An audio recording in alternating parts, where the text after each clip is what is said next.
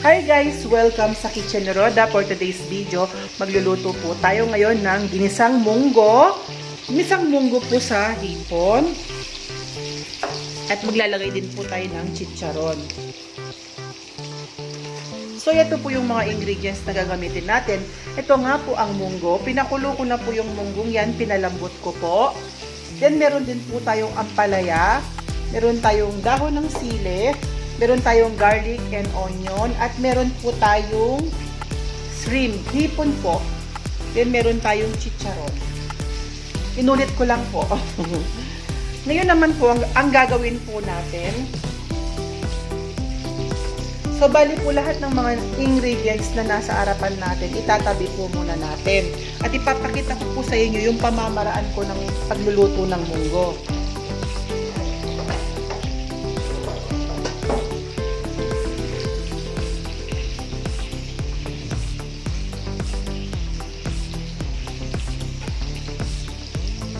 So, ito pong munggong ito, pinakulo ko nga po siya. Tubig lang po, hindi po ako gumamit ng asin. Basta pinakulo ko lang po siya hanggang sa lumambot. Next naman po, ang gagawin ko po, itatransfer ko po yung munggo dito po sa strainer. Lang po.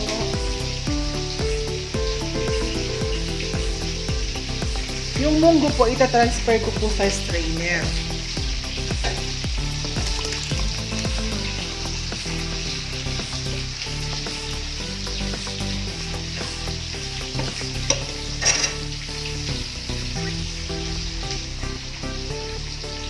Sasairin po natin kasi may mga sasahidin po natin. Kasi may mga hindi pa po sumama. Lahat po ng munggo ilalagay po natin sa strainer.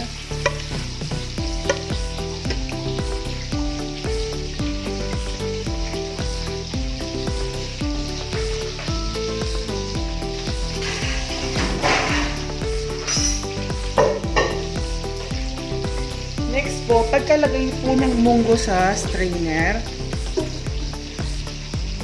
so yung munggo po, siyempre, pinakulo po natin. Meron po siyang pinakasabaw. Ito nga po yung pinakasabaw ng munggo natin, guys.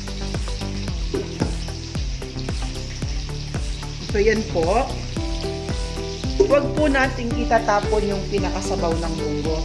So, ang gagawin po natin ngayon, ito pong munggo na pinalambot natin, ang gagawin po natin, pipigain natin. Dudurugin po natin para maging pino.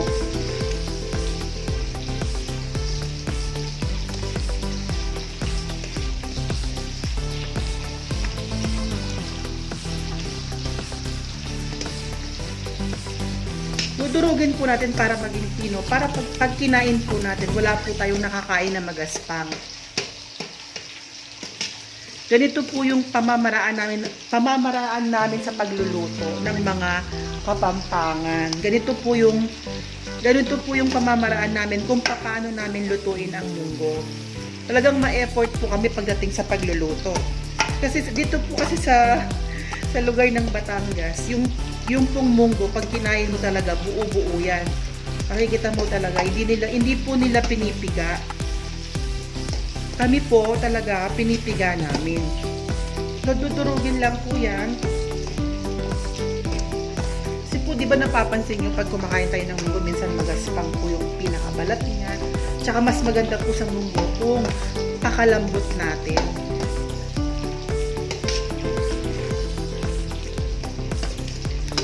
Hindi po pala. Ang gagawin po pala natin, na-share ko na pa po pala sa inyo yung mga ingredients. Ang gagawin po natin ngayon, magigisa na po tayo. Igigisa na po natin ang ating munggo. So siyempre po, pag nagisa tayo ng munggo, kailangan din po natin ng salt and fish sauce. Yun pong patis. Kasi po yung patis, pwede pong gamitin yan pag nagigisa kayo. Kasi po ang patis, pinakapampalasa yan. Kahit po saan, pwede pong gamitin basta nagigisa po kayo. Basta ginigisa nyo po yung mga pagkain. Pwede pong gumamit ng patis. Mantika, mainit na nga po yung ating kaserola. Maglalagay po tayo ng mantika.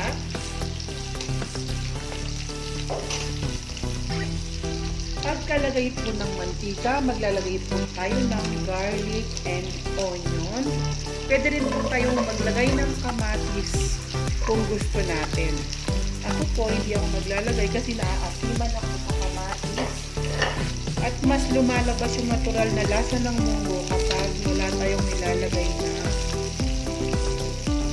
bawang sibuyas lang po at saka yung mga lalagay natin kung ano man yan, baboy man yan or ano. Pero po yung kasing mga kamatis, maasim po yan.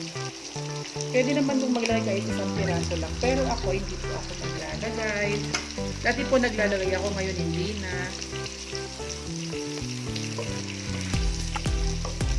Maglalagay na po ako ng hipon.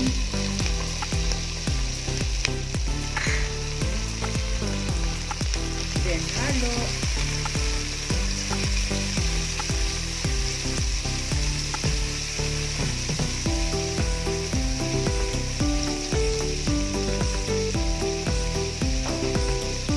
Maglalagay ko po ng hipon. Maglalagay na po ako ng fish sauce or patis.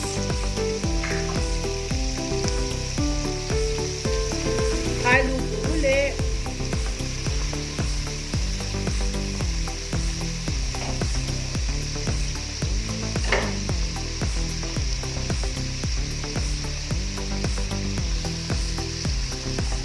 Next naman po, ilalagay na po natin yung pinakasabaw ng munggo natin. Ito nga po siya. At lalakasan po natin ang apoy para madaling kumulo.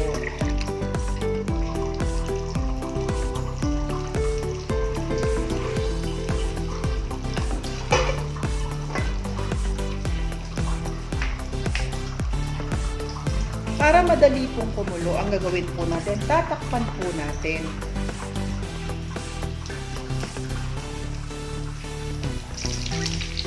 So guys, i-check na natin kung kumukulo na yung ating sabaw ng munggo. Kumukulo na po yung ating sabaw ng munggo. Lalagay na po natin yung ating munggo.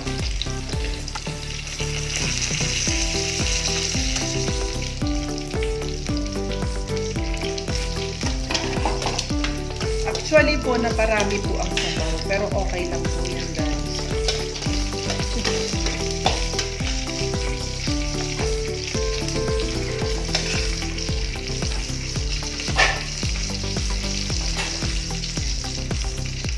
Next naman po, haluin po natin.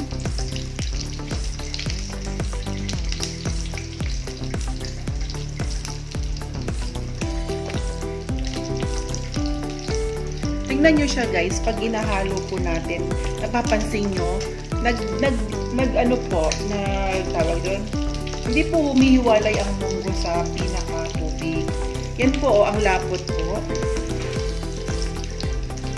Next po, ang lalagay po natin, maglalagay po tayo ng salt.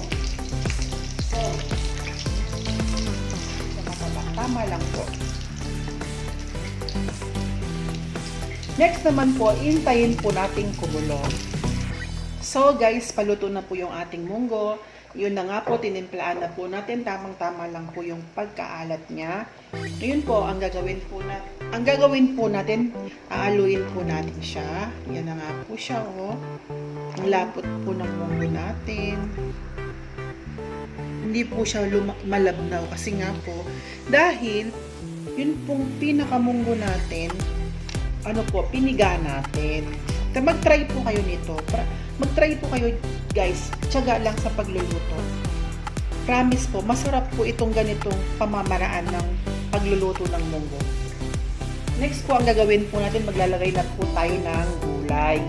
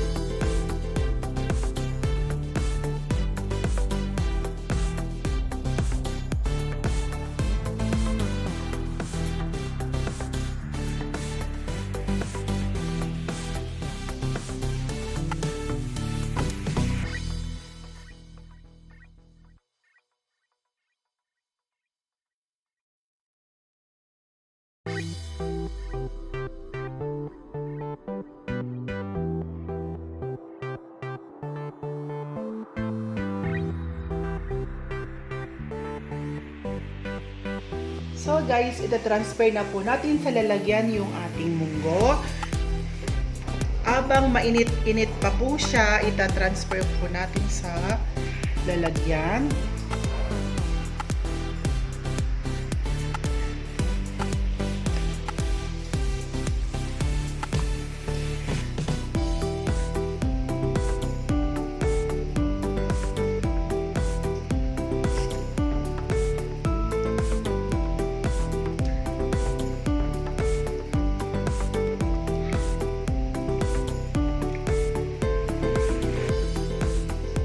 Maglalagay po tayo ng maraming gulay. Ang sarap-sarap po ng maraming gulay sa munggo. At syempre may chicharon din tayo.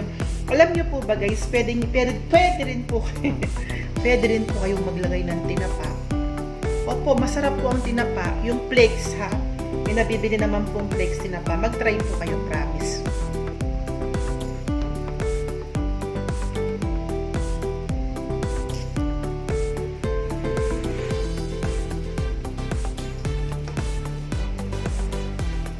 Yan guys, luto na po yung ating munggo.